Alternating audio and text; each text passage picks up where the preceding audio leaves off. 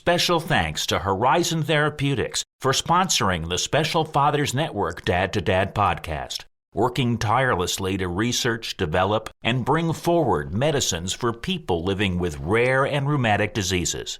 Discover more about Horizon Therapeutics' mission at horizontherapeutics.com. Don't get me wrong, there's been times where I'm questioning, is this really my mission and my purpose? But then there's that day where I'm breaking down crying or have been, and then wherever it is, and the next person I run into is someone with special needs in the grocery store or whatnot. And I'm like, okay, I'm going to keep going. That's our guest this week, David Geslak, a national speaker, author, and president of Exercise Connection, helping adults and kids with autism through exercise. We'll meet David's family, Jessica, Andrew, and Jordan, and we'll hear his story on this week's Special Fathers Network Dad to Dad podcast. Say hello now to our host, David Hirsch. Hi, and thanks for listening to the Dad to Dad podcast, Fathers Mentoring Fathers of Children with Special Needs, presented by the Special Fathers Network. The Special Fathers Network is a dad-to-dad mentoring program for fathers raising children with special needs. Through our personalized matching process, new fathers with special needs children connect with mentor fathers in a similar situation. It's a great way for dads to support dads. To find out more, go to 21stcenturydads.org. And if you're a dad looking for help or would like to offer help, we'd be honored to have you join our closed Facebook group. Please go to facebook.com/groups and search Dad to Dad. Now let's hear this fascinating conversation between David Hirsch and David Geslak. I'm thrilled to be talking today with David Geslak of Grange, Illinois, the father of two, a national speaker and author, and founder of Exercise Connection, a company committed to assist individuals with autism and other disabilities to improve their focus, reduce maladaptive behaviors, enhance social skills, as well as language development through proper exercise and physical fitness. David, thank you for taking the time to do a podcast interview for the Special Fathers Network. No, happy to be here. Thank you again for having me, and always the opportunity to spread my message. So thanks. You and your wife, Jessica, have been married for 9 years and the proud parents of two children, Andrew, 5, and Jordan, 2, who was diagnosed with breath-holding spells. Let's start with some background. Where did you grow up? Tell me something about your family. Yeah, so I grew up in the Chicagoland area. Grew up in Darien. I'm a graduate of Hinsdale South, and then eventually went to the University of Iowa for my undergrad.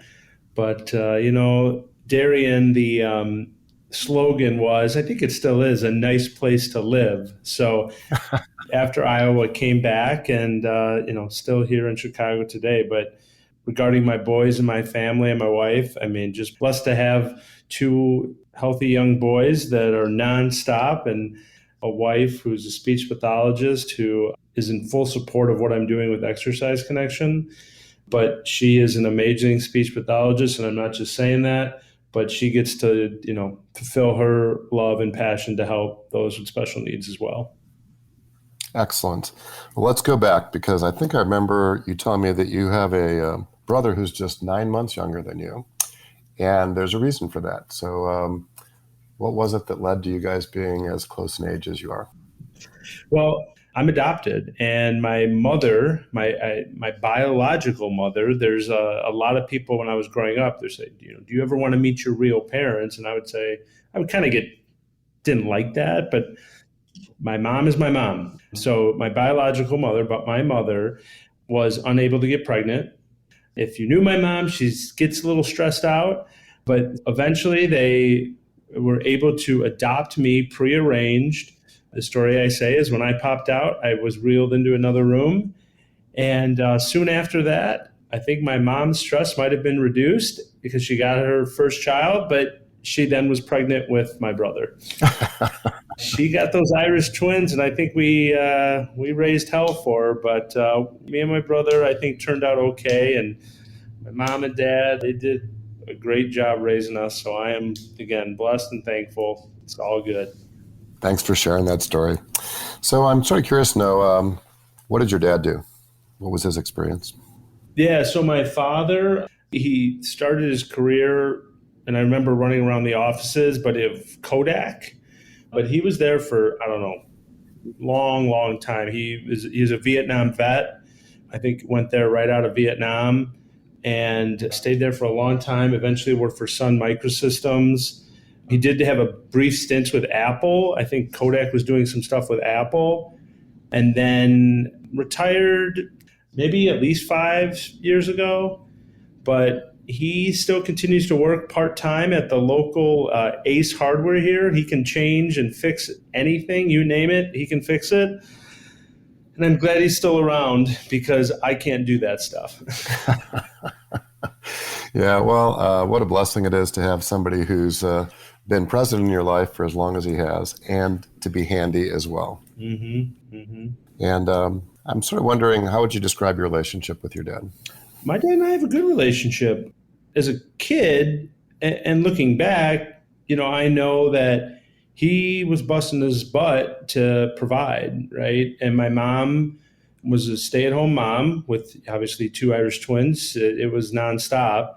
I know my dad was working and traveling, and there's probably some things that we missed out on, like he wasn't my coach or whatever, but he did everything he could to provide for our family, and he did an incredible job. And obviously still, my mom, she wasn't working per se, but she was working. So, but my dad and I's relationship is good. I think over the years it's grown stronger, and now we get to spend a little time together, getting a little emotional, but with my boy, with Andrew, and playing golf. And he just kind of my dad doesn't run.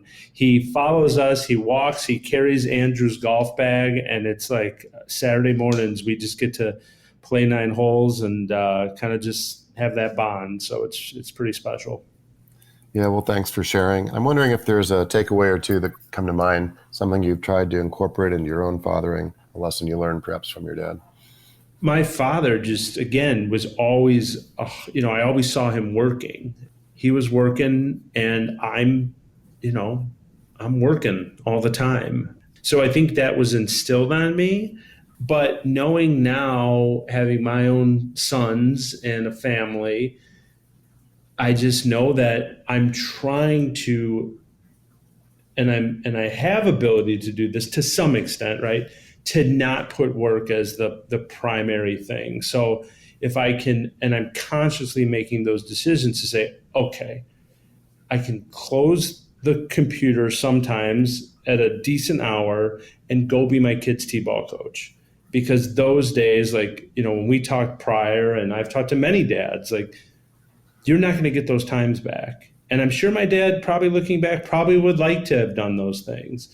So having heard that and being athletic and being able to coach like my son and wanting to, I'm making a conscious effort. And I will tell you and share that it is extremely difficult for me because my brain is so focused on this mission that I have in front of me and my team, right? In some cases, yeah, they're my quote unquote employees. I'm their leader, but at the same time, like, I want to see them succeed, but I'm trying to put the family ahead of the work and the business.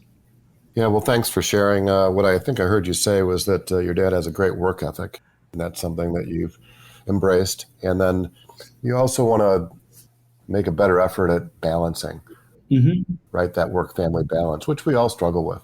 And your point is a good one, which is you can't go back and make up for those lost years. They're only going to be 2 years old or 5 years old or 10 years old once.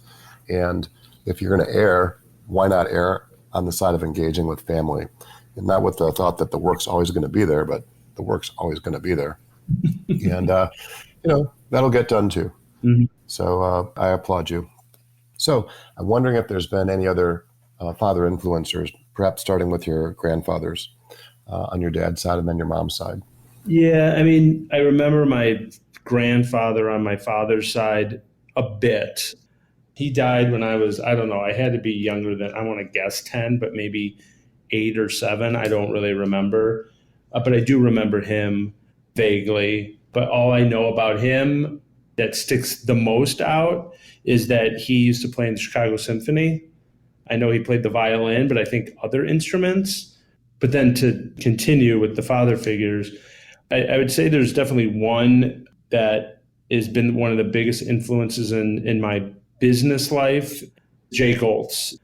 He read about me years ago in 2011 about my work with those with autism. And he's a pretty successful entrepreneur in Chicago. And he called and he said, I could potentially use some help with my nephew on the spectrum, and I assume you could use some help with the business. And he was right. He's very direct in his approach. And I think I was almost didn't show up for the second meeting, but when I walked across his street on Clybourne, where his businesses are, and I saw that it said Honorary Jay Goltz Way, I said, I think he's trying to teach me something. To make a long story short, he saved me probably 20 years of headaches because he's dealt with it, but just educated me on the business side. And like I said, we talk about family, we talk about his kids, we talk about my kids, we talk about stuff. And so he's more than a mentor. In many ways, he's been a father figure as well. Yeah, well, thanks for mentioning the influence that Jay Goltz has had on your life. Everybody should be so lucky to have somebody lean in and be there. And might be a little bit of a stretch, but I think in a lot of our experiences, you have these angels appear in your life. And you don't know that you're looking at one looking forward, but you can only look back and realize what influence somebody's had in your life. And I think that's what I heard you saying about Jay Goltz.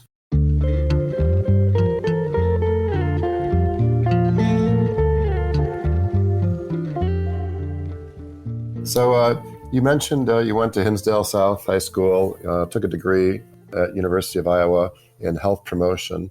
And I think you also got your Academy of Sports Medicine degree as well. Yeah, it's American College of Sports Medicine, and it was an exercise physiologist. Okay. Actually, I was more stressed out about that exam than I was my finals of my senior year because it was on the same week. And I'm sort of curious to know, where did your career take you from the time you graduated from Iowa? So Iowa, actually, I started as an intern going into my 4.5 year, but at Iowa football. So I was a strength and conditioning coach intern for their Iowa football program. But of the 3 interns that were there, I was the only one that they asked to stay as a student assistant. And I was essentially there for the entire 2003 season. I stayed, or I could have stayed, I should say, to probably do something more in collegiate football and directly with Iowa. But at that same time, that coach, the head strength and conditioning coach, had a connection at what was called Iowa City High School. He got me a part-time gig, so I'm taking 12 hours of courses, Iowa football in the morning, coursework, and then I would go to Iowa City High School to be a part-time strength coach for their high school. But I really connected more with the younger population than I did the collegiate athletes. But I ended up leaving Iowa and started my first gym at 24 years old. I was 9 months out of college, started a gym that was called Right Fit. It was always meant for children, but to keep the doors open in my background, I was training athletes, adults, and eventually a dad that I was training brought me his son on the autism spectrum. That was the start of that was 2004. So what are we, 18 years later? Here we are. Wow. Okay. Well, we'll take a little bit deeper dive into Exercise Connection in a moment, but I'm sort of curious to know, how did you and Jessica meet? Yeah. So after I was working at Right Fit and had this connection with kids or on the spectrum, I realized I didn't know much, right? So about autism. So I eventually left my business and went to go work at a school for children with autism that still exists in Illinois. It's one of the oldest therapeutic day schools, called Giant Steps. And I left my business to go be a paraeducator there. And I don't mean to joke about this, but this kind of was the truth. We were both paraeducators. And I was changing diapers on 18-year-old males, and she was changing diapers on 18-year-old girls. So, once we saw that, I guess we were meant to be. But that's how we met. We were paraeducators. Yeah, we just eventually made that connection. That's wild. Yeah. And was there something about Joey's house? What was that? Yeah, so my wife, she's a speech therapist now at a school district. And one of the kids she used to work with years ago in the schools, their family started a foundation called Joey's House. She still works with that boy. And I have to tell this story. He's, I think, in his late teens or early 20s, nonverbal.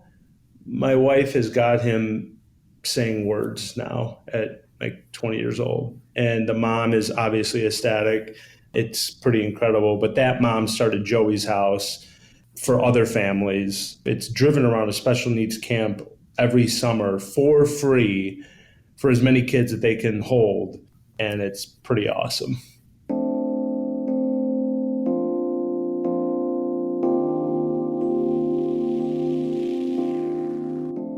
Let's talk about special needs first on a personal basis and then beyond. And I'm sort of curious to know, what is Jordan's diagnosis and how did it come about?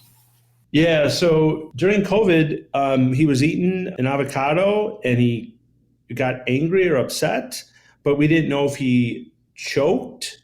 And that's what we thought. You know, everyone was frantic. My wife was there. I was there, my mother-in-law and my mother, my stressful mother, you guys got to remember. And they were panicked.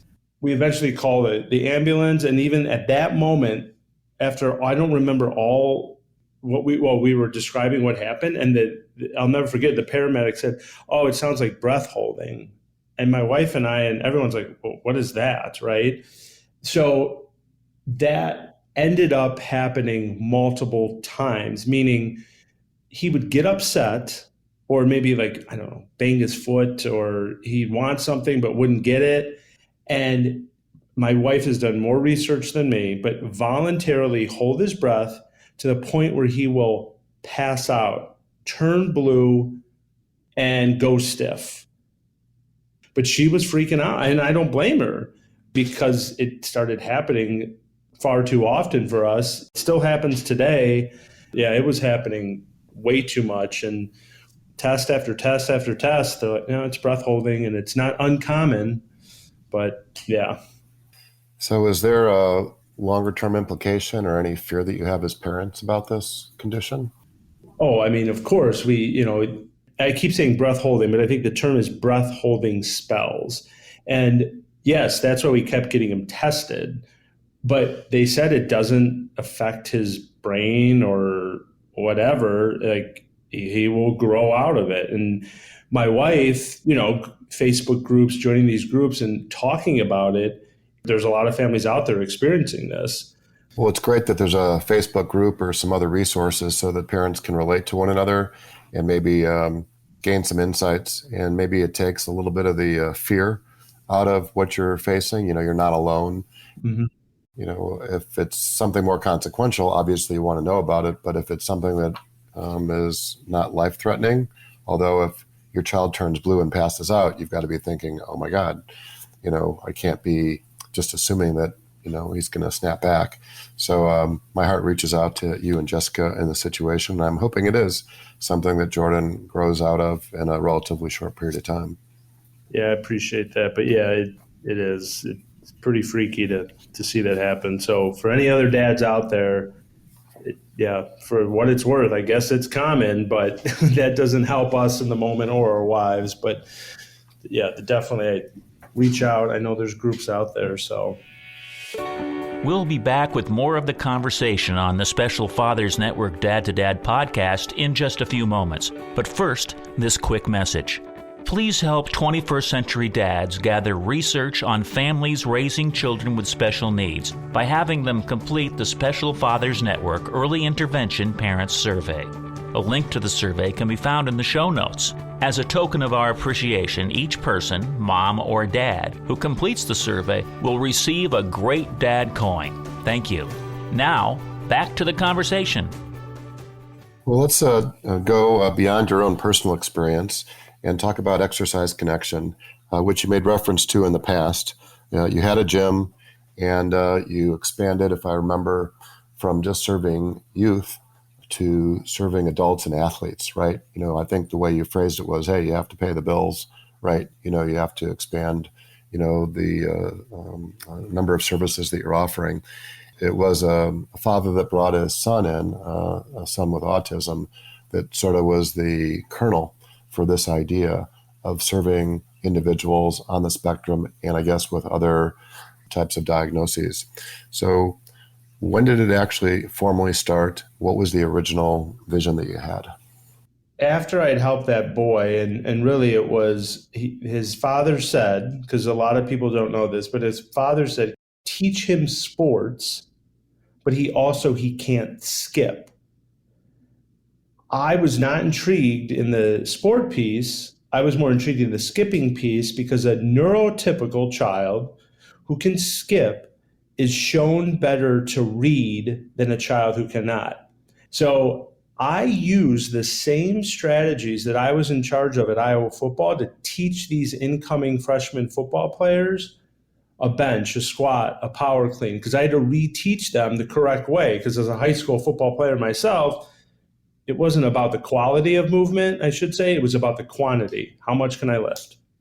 So I eventually started working with more kids and realized that knew nothing about autism. So I went to that school, paraeducator, and that's really where I got my education. My education, not only working with a diverse group of those on the spectrum, but also, most importantly, learning how they learn. Right? I was in PT sessions, OT sessions, speech sessions, getting them off the bus, getting them on the bus, and seeing all this. So eventually that school asked me to start their first fitness program. And I did, from kindergarten all the way to transition age students, and created structure, created protocols and visuals that made them successful. After about a year of doing that, I said, look, not only do I want to help more kids, but I wanted to help and educate more parents about the difference between exercise, traditional exercise. Dave, like you and I or the people listening may go to the gym and put on their headphones or get a personal trainer. I wanted to teach them how that played a role in their life versus, not that there's anything wrong with these things like movement-based therapies like PT or OT. That's critical. They need that. But eventually that's going to end. It's going to end when the kid meets their goal or maybe the parents run out of insurance coverage. Also, I wanted parents to understand the difference between exercise and physical or adapted physical education. Because for many of those, while they're all well-intended, and sports can play a critical role for some of our kids with special needs or those on the spectrum, for many, I think it's setting them up for failure. And here's why. Because sports involves two of the most challenging characteristics of those with autism: communication and social skills. So I've also worked with plenty of kids or adults that don't want to be athletes, but they want to be comic book artists. They want to write, or they don't have the motor skills to play a sport. So we need to teach them exercise. And that was my mission, was just to educate parents about that. And fast forward 18 years later, it's taken me to 9 countries and all over the world. And it's just, I never had imagined that. Yeah, well, I'm fascinated by the work you do. And I understand that there's sort of a process, and everybody wants to get to the exercise, right? Because that's the activity. But you emphasize the importance of the foundation that needs to be in place. And the way I remember you articulating it was engage, educate, empower, and then exercise. And I'm wondering if you could touch on each of those. Many of our children on the spectrum, many of them in the schools, all well-intended, right? They're getting corrected if they do something wrong or not by protocol, right? And again, I understand his purpose, right? We want him to get him to handwrite better.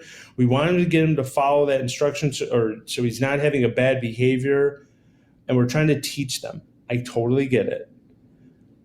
But this is what they're hearing all day. And I saw it. No, stop, try again. No, stop, try again. And when you talk about exercise, and quite frankly, let's just think of an exercise environment like a gym, a community-based fitness center. If we're going to tell them no, stop, try again in something that's traditionally challenging for most on the spectrum, these movement skills and these movement patterns, they have gross motor challenges. That's what we're going to start with. Oh, no, stop, try again. Well, that's not going to work, and that's not going to be motivating. So when we talk about engagement, what I say is persistence, not perfection, whether it's to the parent or the professional. Just let's spend a few minutes. Let's just get them moving. If you do that, that's half the battle. And as a trainer, as a professional, if you get them to come and want to come back to the session, the second session, you win. But there's also research that people need to know is that 10 minutes of exercise is shown to reduce stereotypical behaviors for the following 60 minutes. So why is 10 minutes important? Well, 10 minutes is a realistic goal for the parent teaching the child, quite frankly, for the novice or even the exercise professional just starting with a kid or an adult on the spectrum. And third, it's a realistic goal for that person on the spectrum. Let's start there. And if we can do that, then let's build. But it's all about persistence, not perfection, and is the person working with them building that relationship. I love it. Thank you for emphasizing that persistence, not perfection. And in the area of educating, what is it that you're trying to educate people about? Well, I'm always trying to educate parents in the beginning, because the parents would call or they would drop their kid off. Sometimes they would stay and watch. It happened multiple times where a parent would drop their kid off, come and pick them up, and they're paying a fee. I totally understand that. But they look at me and they're like, well, he's not sweating. What did I just pay for? But that's their perception of exercise, right? You have to go to a CrossFit class and exhaust yourself, or you have to see what's on The Biggest Loser. And that doesn't mean it's a good workout. And quite frankly, for a kid with autism, you start a workout like that, and I've had that call too, that kid's never coming back. Because think about their sensory systems. If we get sore, imagine how their systems perceive that soreness. We don't know. So when we talk about education, I mean, that's what we're starting with. We're starting with that with the families, but I'm also talking about education both for the family and the individual. What I had seen, unfortunately, with a lot on the spectrum, and this has been verified, by me going across the country, talking to other professionals, there's a lot of kids or adults on the spectrum who don't know their hands from their feet and their right from their left. And however that's skipped in our education system, especially for those with special needs, that's fundamental daily living skills, movement skills. If we're going to teach them exercise, let alone sport, and they don't know where their foot is or their hand is or their right from their left, how are we missing that? But they need to understand their body parts and how they move. Gotcha. Thank you. And I know you use storytelling to empower people, and I'm wondering if you can use an example of that. Rowan, I'll use that story. Rowan was 3.5 years old when I walked into his home on the spectrum, and what I would consider a very typical 3.5-year-old on the spectrum, bouncing from wall to wall or couch to couch, limited verbal abilities, scripting words, and I had never worked with anyone that young. But I sat there with his parents and his speech therapist.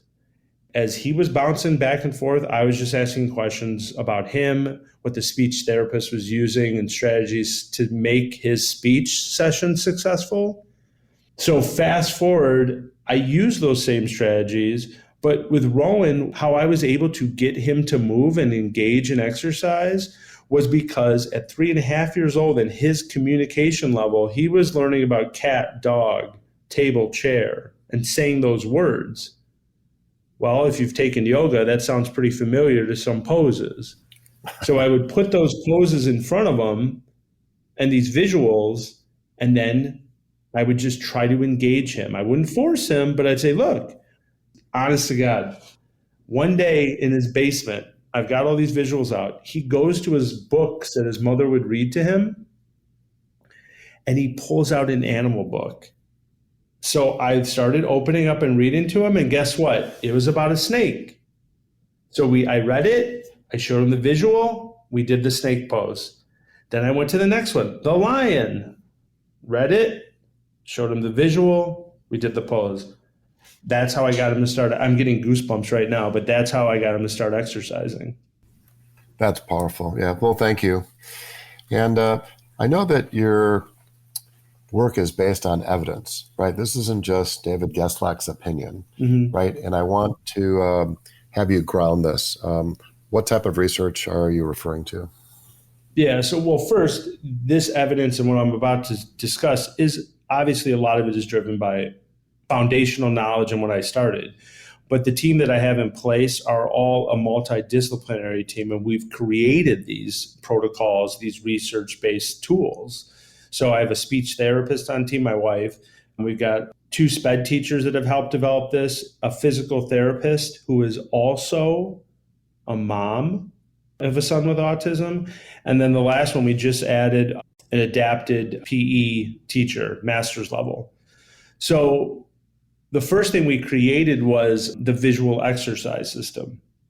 And it's a paper-based system that really helps to communicate the exercise instruction.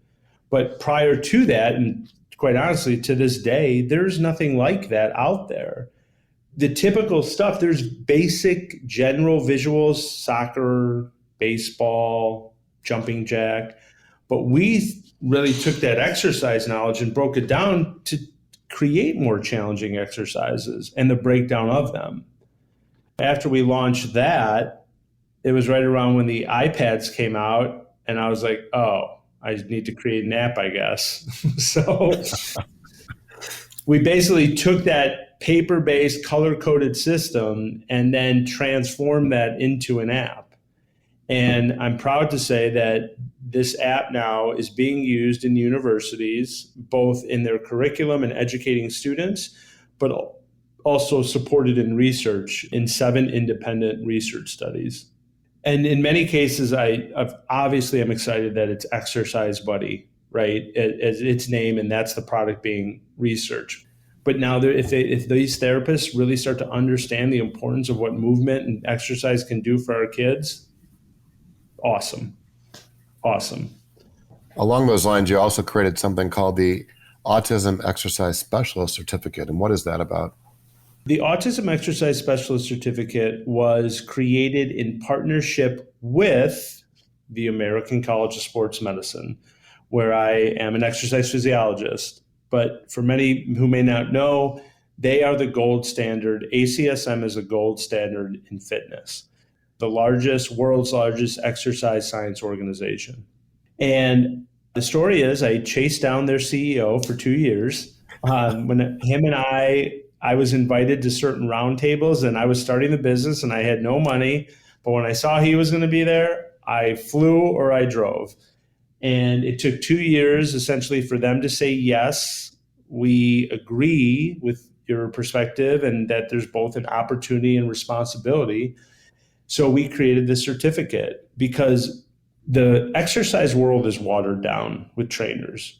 But I don't want the exercise piece watered down here. And that's why I spent so much time working with the American College of Sports Medicine, because I don't want anything happening to these kids. And people need to be trained to understand, because as quick as they may think, an exercise professional thinks, oh, this could be a revenue stream, which is true, but I'm going to help these kids.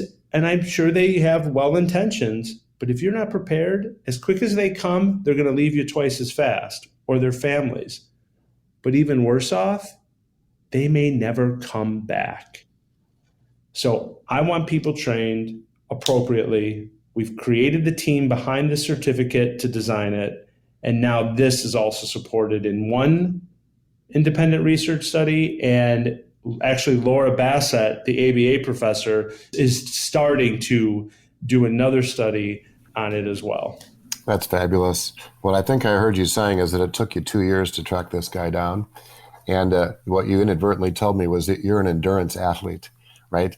It wasn't a sprint. You were in it for the long term, and you had a vision, you were committed, and you weren't going to stop until you got the job done. So thank you for sharing.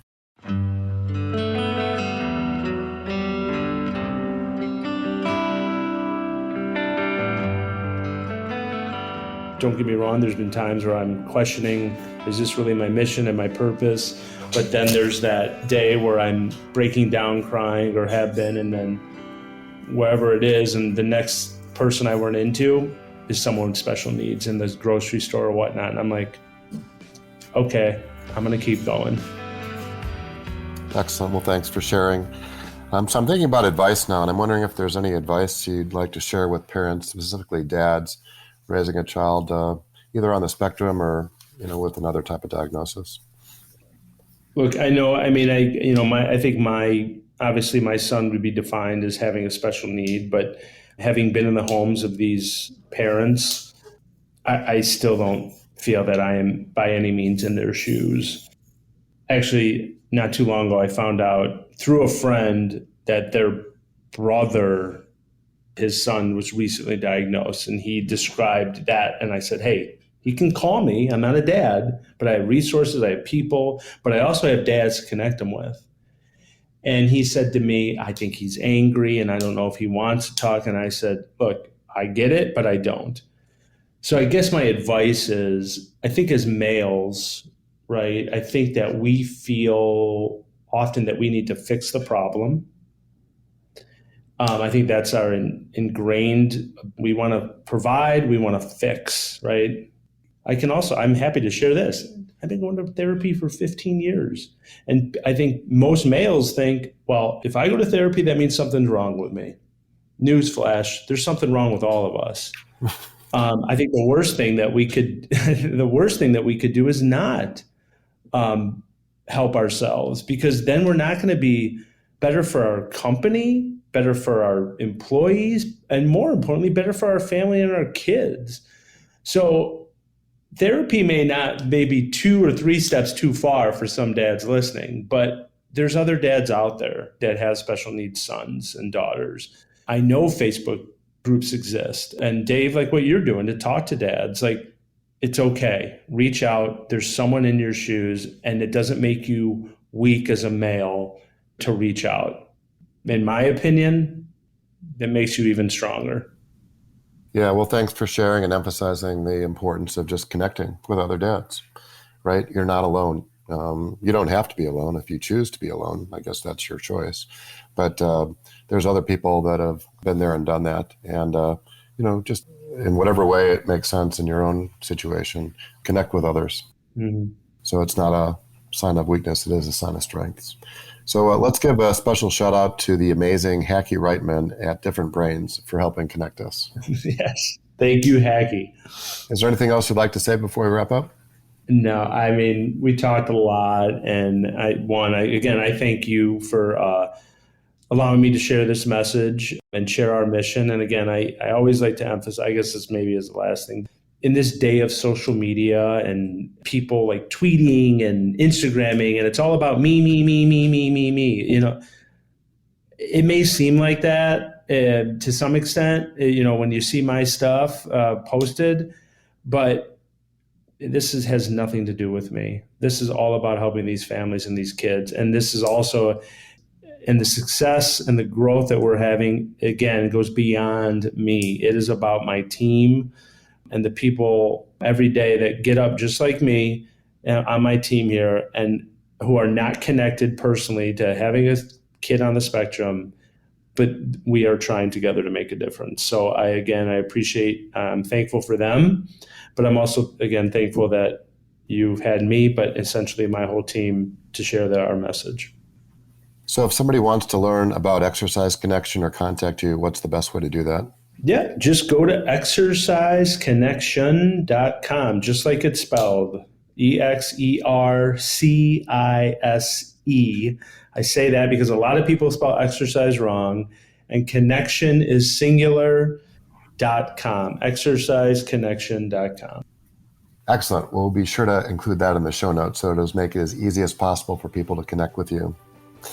David, thank you for your time and many insights. As a reminder, David is just one of the individuals who's part of the Special Fathers Network, a mentoring program for fathers raising a child with special needs. If you'd like to be a mentor father or are seeking advice from a mentor father with a similar situation to your own, please go to 21stcenturydads.org. Thank you for listening to the latest episode of the Special Fathers Network Dad-to-Dad podcast. I hope you enjoyed the conversation as much as I did. As you probably know, the 21st Century Dads Foundation is a 501c3 not-for-profit organization, which means we need your help to keep our content free to all concerned. Would you please consider making a tax-deductible contribution? I would really appreciate your support. David, thanks again. Thank you. And thank you for listening to the Special Fathers Network Dad to Dad podcast. The Special Fathers Network is a dad-to-dad mentoring program for fathers raising children with special needs. Through our personalized matching process, new fathers with special needs children match up with mentor fathers in a similar situation. It's a great way for dads to support other dads. To find out more, go to 21stcenturydads.org. And if you're a dad looking for help or would like to offer help, we would be honored to have you join our closed Facebook group. Please go to facebook.com/groups and search Dad to Dad. Lastly, we're always looking to share interesting stories. If you'd like to share your story or know of a compelling story, please send an email to david@21stcenturydads.org. The Special Fathers Network Dad to Dad podcast was produced by me, Tom Couch. Thanks again to Horizon Therapeutics, who believe that science and compassion must work together to transform lives. That's why they work tirelessly to research, develop, and bring forward medicines for people living with rare and rheumatic diseases. Discover more about Horizon Therapeutics at horizontherapeutics.com.